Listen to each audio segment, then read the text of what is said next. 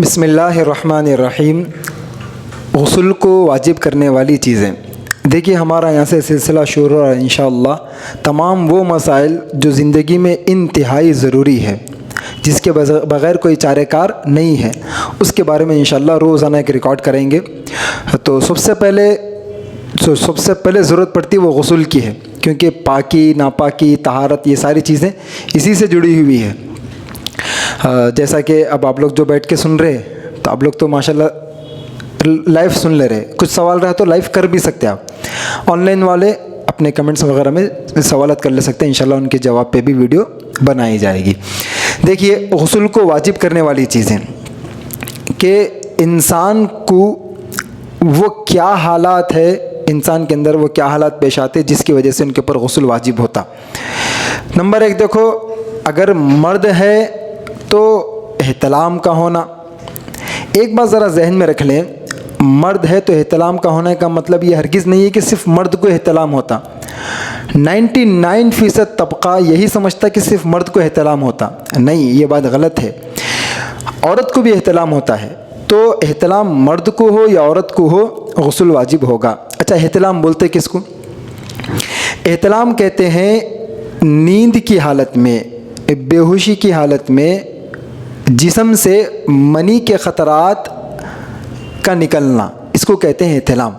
ٹھیک ہے، اب وہ چاہے مرد کے ساتھ ہو یا عورت کے ساتھ ہو، بہرحال دونوں صورت میں غسل واجب ہو جاتا ہے۔ ایک بات، اب یہ احتلام کے اندر، یہ احتلام کا جو مسئلہ ہے، اس کے اندر میں بولا منی کے قطرے نکلنا، اس کے اندر 3 قسمیں ہیں، ایک ہے منی، ایک ہے مزی، ایک ہے ودی۔ اس کو انشاءاللہ میں الگ سے ریکارڈ کراؤں گا، منی، ودی، وزی، یہ 3 قسموں کے بارے میں، کون سی چیز سے غسل واجب ہوتا ہے، کس سے نہیں ہوتا، انشاءاللہ اس کے بارے میں الگ ریکارڈ کراؤں گا۔ ایک بات ذہن میں رکھ لیں، منی سے غسل واجب ہوتا ہے، احتلام کا یہی مطلب ہے بس۔ دوسری چیز، اچھا پہلی چیز کے اندر یہ بھی دیکھ لیجئے، مرد کو احتلام ہونا کا مطلب یہ ہے کہ بھئی سوتے ہوئی حالت میں ہو، رات میں ہو یا دن میں ہو، کسی بھی وقت میں ہو، آپ بے خوابی میں تھے، اس وقت ہو جانے سے غسل واجب ہوگا۔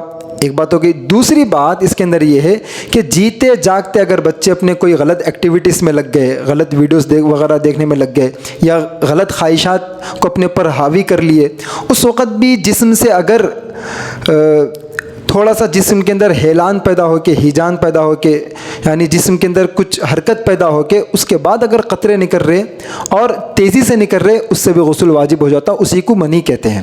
میں انشاءاللہ اس کی قسمیں الگ ریکارڈ کراؤں گا، بس میں مختصر سا بتا دیا۔ تو اس سے بھی یہ بات معلوم پڑ گئی، جیتے جاگتے ہو یا سوتی حالت میں ہو، بہرحال دونوں صورتوں میں منی کے نکلنے سے غسل واجب ہو جاتا ہے۔ یہ ایک بات، اگر کوئی سوال رہا تو ذہن میں رکھ لیجئے، فوراً پوچھ سکتے ہیں۔ ٹھیک ہے، نمبر 2 دیکھیے، عورت کو حیض آنا، اور ساتھ ہی ساتھ میں بریکٹ میں لکھا نفاس کا بھی آنا۔ حیض تو عموماً آپ لوگ کو معلوم ہے، یعنی عورتوں کو جو خاص مینسنس آتے خاص ایام کے اندر، مہینے میں کسی کو 10 دن ہوتے، کسی کو 3 دن ہوتے، کسی کو 7 دن ہوتے، کسی کو 6 دن ہوتے، بہرحال ہر ایک کا اپنا، ہر ایک کی اپنی مقدار ہے۔ تو حیض کے آنے سے بھی غسل واجب ہو جاتا، اور اسی طریقے سے نفاس کے آنے سے بھی۔ حیض کا تو سب کو معلوم ہے کہ بے مہینے میں 3 دن 10 دن وغیرہ، لیکن نفاس کا مسئلہ یہ ہے کہ نفاس اس کو کہتے ہیں جو بچے کو بورن کرنے کے بعد، یعنی بچے کی ولادت کے بعد، پیگننسی کے بعد عورت کو خون آتا، وہ خون نفاس کہلاتا۔ اب اس کی مدت کتنی ہے؟ 40 دن اس کی مدت ہے۔ کسی کو 1 گھنٹے میں آ کے بند ہوا تھا، کسی کو 10 دن میں، کسی کو 20 دن میں۔ جب تک خون آئے تو آپ کے اوپر نماز وغیرہ معاف ہے، اور جیسا وہ خون بند ہو جائے، نفاس کا خون ختم، آپ فوراً نماز وغیرہ پڑھنا شروع کرنا ہے۔ یہ امید میں نہیں کھڑنا ہے کہ 40 دن تک کھڑنا ہے، بلکہ یہ بہت بڑا مغالطہ ہے کہ عورتوں کے اندر کہ نفاس کا خون 40 دن کے متعین کر لیے وہ لوگ، اب خون اور نکو 40 دن تک رکے ہوئے رہتے، اس لیے اسی وجہ سے وہ چلے کے اندر پاکی، بھائی ان کو پاک کر رہے بول کے ان کی دعوت کرتے وغیرہ وغیرہ، آیت کریمہ کراتے اور عجیب عجیب پھول پناتے وغیرہ۔ تو یہ ایک رسم بن گئی ہے، ایسا نہیں ہے۔ نفاس کا خون آ گیا اور ختم ہو گیا تو فوراً نمازیں شروع کرنا ہے۔ 2 باتیں ہوں گی۔ حیض کے اندر دیکھیے تھوڑا سا چند مسائل ہے، میں اس کو ذکر کر دوں۔ حیض کم سے کم 3 دن اس کی مدت ہے حیض کی، اور زیادہ سے زیادہ 10 دن ہے اس کی مدت۔ یہ ذرا ذہن میں رکھ لینا، پھر آپ کو مسائل سمجھنے میں آسانی ہوتی۔ 3 दिन के अंदर अगर किसी को खून आके बंद हो गया तो वह हैज़ का शुमार नहीं होगा, वो बीमारी का खून शुमार होगा, जिसको अरबी में इस्तिहाज़ा का खून बोलते। तो उससे गुस्ल वाजिब नहीं होता, सिर्फ हैज़ के खून से गुस्ल वाजिब होता। एक बात होगी। दूसरी बात, अगर किसी को 10 दिन से ज़ायद आ रहा तो समझिए कि 10 दिन तक की जो हद है वहाँ तक हैज़ का खून शुमार करेंगे, फिर 10 दिन के बाद से जितने दिन बढ़ गए वो बीमारी का खून शुमार करेंगे, उससे गुस्ल वाजिब नहीं होता, उससे सिर्फ वज़ू टूटता, उससे गुस्ल नहीं टूटता। ये 2 बातें होंगी। 3 बातें होंगी। चौथी बात देखिए, अब अगर किसी को हर एक अय्याम मुतय्यन रहते, दिन में अय्याम मुतय्यन रहते, वो ये कि भाई हैज़ किसी को 3 दिन, किसी को 7 दिन, किसी को 5, किसी को 10, लेकिन कभी कभी इन लोगों के ये अय्याम चेंज भी होते रहते, कभी कभी चेंज भी होते रहते। तो उस हिसाब से जब अय्याम चेंज होना लगे तो ये देखना चाहिए कि भाई शुरू से मिसाल के तौर पे 1 साल 2 साल से हमारे अय्याम मुतय्यन थे 5 दिन के, ठीक है, 5 दिन के मुतय्यन थे, लेकिन अब अचानक खून ज़्यादा आ गया, यानी 5 दिन से भी ज़्यादा आ रहा, तो 10 दिन तक, 10वें दिन तक इंतज़ार करेंगे। अगर उसके दरमियान बंद हो गया तो समझेंगे कि मेरी आदत चेंज हो गई और ये हैज़ ही का खून था, लिहाजा वो नमाज़ें नहीं पढ़ना है। अब इंतज़ार 10वें दिन तक करे, लेकिन उसके बाद भी खून जारी है, तो समझेंगे आप कि भाई वो जो मेरी 5 दिन की आदत थी वही आदत बरकरार है, ये जो ज़ायद खून मेरे को आया था, ज़्यादा दिन जो मेंसेस आए थे वो बीमारी के थे, हैज़ के नहीं थे, लिहाजा 5वें दिन के बाद से 6वें दिन से आप पूरी नमाज़ें क़ज़ा करेंगे। ये मसला ज़रा अच्छा जहन में रख लें। बीच में मसला आया निफास का, तो बता दिया हमें कि निफास के खून की कोई कम से कम मुद्दत कुछ भी नहीं है, ज़्यादा से ज़्यादा मुद्दत 40 दिन की है। अब अगर किसी को निफास का खून 1 मिनट में आके बंद हो गया, उसके बाद से फ़ौरन नमाज़ें शुरू कर देना है।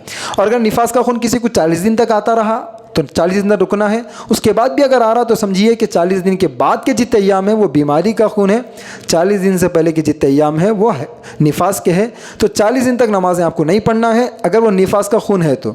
और अगर नहीं, चंद दिन में आके बंद हो गया, उसके बाद आप नमाज शुरू कर देना है। ये 2 बातें हो गई। ये औरत को जो हैज़ आना, इसके अंदर मैं 4 बातें बताया, ये 2 बातें अब हुई मुकम्मल।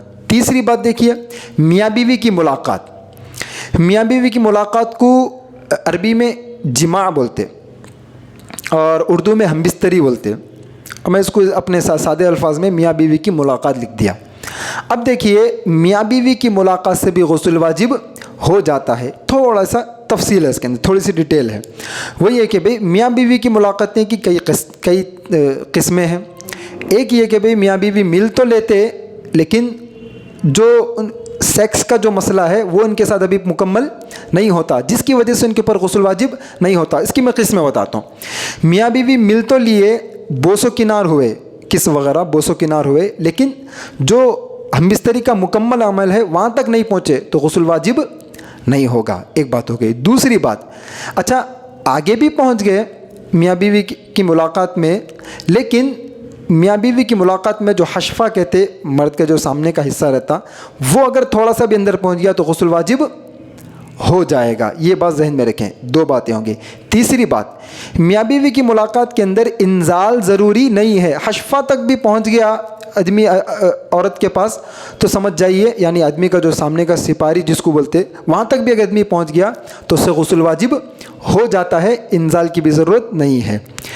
कितने बातें हो गई? 3 बातें होंगी। चौथी बात इसी के अंदर, ये मियाँ बीवी की मुलाकात के अंदर, अगर आदमी मियाँ बीवी की मुलाकात में पहले ही सेटिस्फाइड हो गया, यानी पहले ही उसके जिस्म से मनी खारिज हो गई, तो उससे भी गुस्ल वाजिब हो जाएगा। शर्त वही है मनी के निकलने की, जो शर्त बताया कि भाई जिस्म में एक किस्म की तब्दीली पैदा होना और उस मनी के कतरे निकलने के बाद आदमी रिलैक्स हो जाना, एकदम सुस्त हो जाना, तो समझिए मनी के कतरे थे, इससे इसको इंजाल बोलते, इससे भी गुस्ल वाजिब हो जाता। इतने बातें होंगी। एक बात ये रखिए जहन में, मियाँ बीवी की मुलाकात के वक्त में इंशाल्लाह मैं इसको अलग रिकॉर्ड कराऊंगा, वो जो मनी मज़ीद जो मैं बोला वो इंशाल्लाह इसको अलग रिकॉर्ड कराऊंगा, तो इससे भी गुस्ल वाजिब हो जाता है। चौथा देखिए, मुसलमान का होना, यानी आप गैर मुस्लिम थे, ठीक है, आप कलमा पढ़ लिए, तो कलमा पढ़ते ही फ़ौरन आपको गुस्ल करना ज़रूरी है, इसलिए कि आप अब तक नापाक थे ना भाई, آپ چاہے بولیں گے نہیں بھائی میں کوئی عمل ایسا کرا ہی نہیں, یہ تینوں عمل میں سے کوئی عمل نہیں کرا, میں ابھی سوئمنگ پول سے ہو کے آیا, میں کچھ بھی ایسا عمل نہیں کرا لہٰذا میں مسلمان ہو گیا تو میرے کو غسل کی ضرورت نہیں ہے. نہیں, آپ کی ناپاکی پاکی اس کا اعتبار تھا ہی نہیں تھے. اب آپ شریعت کے مکلف ہوئے نا, تو پہلا حکم آپ پر یہ لگتا ہے کہ بھائی آپ غسل کرنا, اسلام لاتے ہی پہلا غسل کرنا, اس کے بعد پھر سارے احکامات آپ کے اوپر لاگو کیے جائیں گے. دلیل کیا ہے؟ آپ لوگ سنے ہوں گے حضرت عمر رضی اللہ تعالیٰ عنہ کا واقعہ کہ بھئی جیسا انہوں بولے کہ بھئی میں قرآن پڑھنا چاہ رہا ہوں, تو کیا بولے انہوں کہ عمر تم ناپاک ہو, پہلے غسل کر لو. غسل کرنے کے بعد پھر قرآن ان کو ہاتھ میں دیا گیا. تو جب قرآن نہیں پڑھ سکتے غسل کے ساتھ, تو پھر نماز کیسے پڑھ سکتے آپ؟ سارے احکامات اس سے جڑے ہوئے ہیں نا, تو لہٰذا مسلمان ہوتے کہ غسل کرنا واجب ہے. یہ 4 چیزیں تھیں جو غسل کو واجب کرنے والی ہے. اب اس کے علاوہ چند چیزیں ہیں جو اس کے اندر تفصیل چاہتی. ایک تو احتلام کے اندر منی, مزی, ودی, اور دوسرا عورت کے حیض کا مسئلہ ہے کہ بھئی کون سا خون پاک شمار کیا جائے گا, کون سا ناپاک. اچھا ابھی ذہن میں رکھ لیں, پھر حیض کا الگ سے ریکارڈ کرانے کے بجائے حیض میں یہ دیکھ لیے, ذہن میں رکھیے کہ حیض کے 10 طریقے کے خون رہتے ہیں. حیض کے 10 طریقے کے خون رہتے, لیکن وائٹ, اس کے اندر وائٹ بھی رہتا. تو وائٹ کے علاوہ جتنے خون ہیں, ہرا ہے, چاکلیٹی ہے اور لال ہے, اسی طریقے سے